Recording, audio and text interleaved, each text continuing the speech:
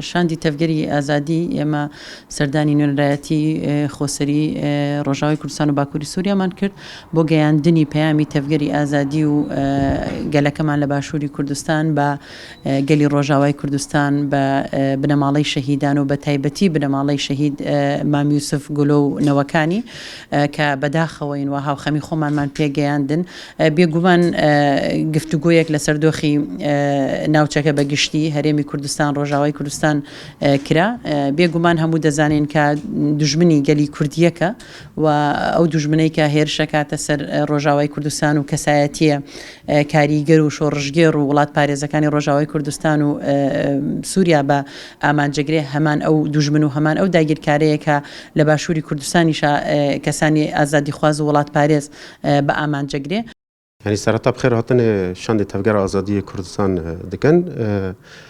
خمخوري رجعوا ورش رجعوا بون هاتن سردانية ما كرن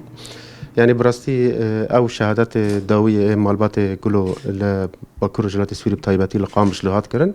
بدستي نيران قالي كرد بتايباتي دولة تركيا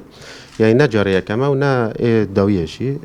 يعني أرمانج قرتن كسياتة كسيفيل تمن مزن وەک یوسف گولۆ و نەڤێنوی و هەروەها بەری وێشی لە باشووری کوردستان تایبەتی ڕێهەواڵ شکری یعنی دەدێ دیارکردن دەوڵەتە تورک ئەرمانجەوەی یەکە ئەوشی قڕکردنا گەلی کوردە هەم لە باشوور هەم لە باشوور لە ڕۆژئاوا و هەموو بارچەین کوردستانێن تر یعنی دیار دەبێ پۆلیتیکێکە نو پۆلیتیکێکە قڕکردنێ و تەنەکردنا گەلی کورد پێشی بە ئالی عسکەری و بە ئالی لەشکەری و خواست كردا تصفية بك نكاربو جيشت مرحلة كخاي داويدا مرحلة داويجي چيا دخازة